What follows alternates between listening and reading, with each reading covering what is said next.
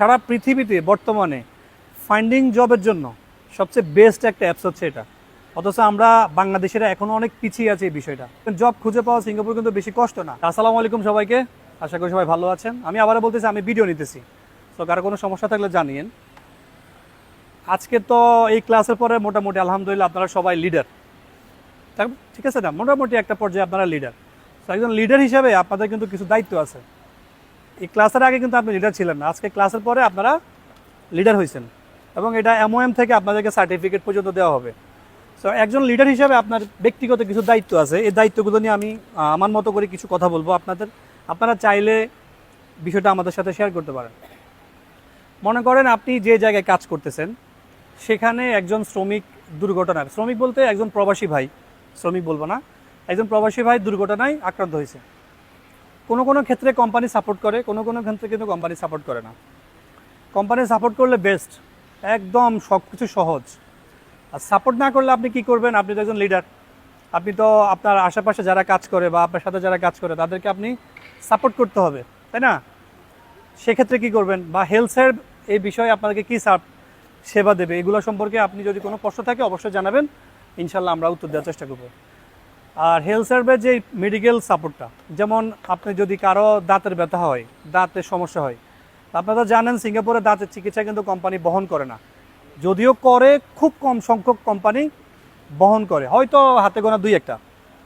তো এই ক্ষেত্রে কিন্তু হেলথ সার্ভ মোটামুটি দাঁতের চিকিৎসার জন্য সেবা দিয়ে থাকে। কেমন সেবা দেয়?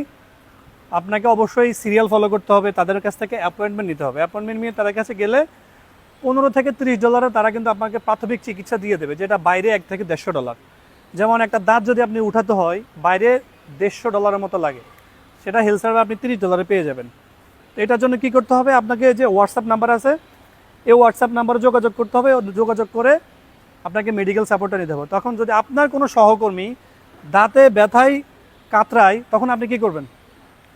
হেলথ সার্ভের সাথে যোগাযোগ করে দেবেন। কারণ হচ্ছে যদি কোম্পানি খরচ না বহন করে, খরচটা আমরাই বহন করতে হবে। আর সিঙ্গাপুরে টাকা ইনকাম করা কতটা কষ্ট আমি মনে হয় আমার থেকে আপনারা খুব ভালো জানেন। সো এই বিষয়টা আপনার ছোট একটা ইনফরমেশনে যদি অন্য একটা প্রবাসী ভাইয়ের হালকা একটু টাকা সেভ হয়ে যায়, এটা তো অনেক বড় একটা সুক্রিয়া জ্ঞাপন করতে হবে, তাই না? আচ্ছা, পরবর্তী পয়েন্টে আমরা আসি। সেটা হচ্ছে আমরা এবার পার্সোনাল বিষয়ে যাই। আমাদের সিঙ্গাপুরে আমরা যে জব করি, আমাদের জব তো আমরা টেম্পোরারি, পার্মানেন্ট না, গভর্নমেন্ট জবের মতো না, আজকে আছে কালকে নেই। হয়তো কারো জব পার্মানেন্টলি ভুল করলেও থেকে যায়, কিছু কোম্পানি আছে ছোট একটা ভুল করলেও কিন্তু চাকরি চলে যায়। তো যারা শ্রমিক লেভেলের তারা একভাবে আসে, যারা সুপারভাইজার লেভেল বা সেফটি কোঅর্ডিনেটর লেভেল বা ড্রাইভিং লেভেল বা ভালো হায়ার লেভেলের, তারা কীভাবে সিঙ্গাপুরে আসে? তো এখানে যারা আছে ম্যাক্সিমাম লোকে আমি দেখতেছি মোটামুটি প্রফেশনাল লেভেলে চলে গেছেন, বা ভবিষ্যৎ প্ল্যানিং হচ্ছে আপনারা প্রফেশনাল লেভেল চলে যাবেন। তো আমি এখন আপনাদেরকে একটা প্রশ্ন করবো, যারা প্রফেশনাল লেভেলে আছেন আপনাদের কয়জনের লিঙ্কড অ্যাকাউন্ট আছে? 1 জন, 2 জন, 3 জন, 4 জন? সিঙ্গাপুরে, শুধু সিঙ্গাপুর না, সারা পৃথিবীতে বর্তমানে ফাইন্ডিং জবের জন্য সবচেয়ে বেস্ট একটা অ্যাপস হচ্ছে এটা।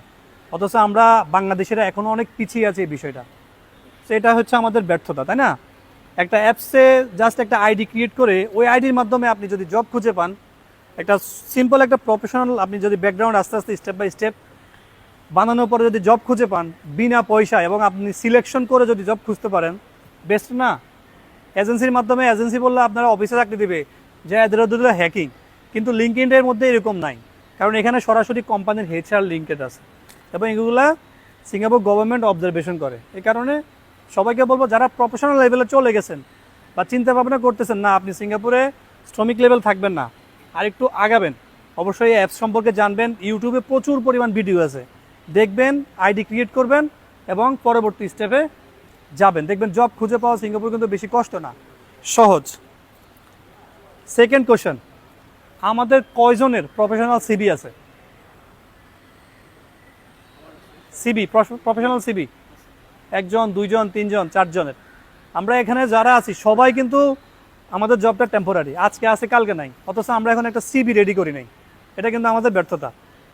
ইভেন নিজের কোম্পানির জন্য হলে একটা সিবি মাঝে মাঝে রেডি করতে হয়। কোম্পানি একটা প্রমোশন আছে, তখন যদি আপনি সিবিটা সাবমিট করেন, আপনার কোম্পানি যদি, আপনার বস যদি আপনার সিবি দেখে, সেও তো ভাববে যে না, এই লোকটা হ্যাঁ মনে হয় আরেকটু প্রমোশন পাওয়ার যোগ্য। শুধু যে কোম্পানিতে অন্য কোম্পানি যাওয়ার জন্য তা না, নিজের কোম্পানির জন্য সিভি থাকা দরকার। একটা সিভি বানায় নেন নিজের জন্য, স্ট্যান্ড বাই করেন। আচ্ছা, আপনাদের ব্যক্তিগত আরেকটা প্রশ্ন করি, উত্তর দিতে হবে না, নিজেকে নিজে আজকে এখান থেকে যাওয়ার পর প্রশ্নের উত্তর দিয়েন। গত 5 বছর আগে সিঙ্গাপুরে মোটামুটি আমি দেখি 16 বছর 14 বছর থেকে অনেকে আছেন, 5 বছর থেকে সিঙ্গাপুরে আছেন, এবং এই 5 বছরে আপনি আগে কোথায় ছিলেন, এখন বর্তমানে কোথায় আছেন, এই প্রশ্নের উত্তরটা আপনি আপনাকে দিন। দেখবেন আপনার সম্পর্কে আপনি জানতে পারবেন। মাঝে মাঝে নিজের সম্পর্কে জানতে হয়, শুধু যে অন্যের সম্পর্কে জানবেন তা না, নিজের সম্পর্কে জানতে হবে। সো নিজেকে প্রশ্ন করেন যে 5 বছর আগে আমি কোথায় ছিলাম, আমি ফ্যামিলির জন্য 5 বছর আগে কি করছি, আর এখন কি করতেছি। আচ্ছা, সেকেন্ড কোশ্চেন, আমরা তো অন্য প্রবাসী ভাইদেরকে আইপি হেল্প করার জন্য হেল্প করি, তাই না? কখনোই কারো আইপি হেল্প করার বিষয়ে, আপনি একজন লিডার হিসেবে বলতেছি, আইপি হেল্প করার বিষয়ে কখনো সরাসরি টাকা পয়সার লেনদেন করবেন না। এটা অ্যাগেনিস্ট এমওএম ল, ঠিক আছে? এমওএম এর লর বিরুদ্ধে। আপনি আপনার একটা ফ্রেন্ডকে হেল্প করবেন কিন্তু আপনি টাকা পয়সার লেনদেন করতেছেন, অ্যাগেনিস্ট ল। কখনোই কারো আইপি সংক্রান্ত বিষয়ে সরাসরি টাকা পয়সার লেনদেন করবেন না।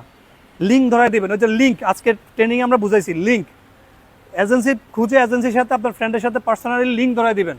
আপনি সরাসরি লেনদেনের সংযুক্ত হবেন না, নিজের সেফটি সবার আগে, তাই না? আচ্ছা, লাস্ট কোশ্চেন আমার আপনার কাছে। 5 বছর আগে, আপনি তো সিঙ্গাপুরে অনেক বছর কাজ করেন, 5 বছর আগে আপনার কত টাকা সেভিংস ছিল আর আজকে কত টাকা সেভিংস আছে, এই জিনিসটা আপনারা নিজেরা নিজের কাছে জানবেন, নিজেকে নিজে প্রশ্ন করবেন, নিজের কাছে নিজে উত্তর দেবেন। যদি 5 বছরে যেখানে থাকেন আজকেও সেখানে, তার মানে আপনি ব্যর্থ।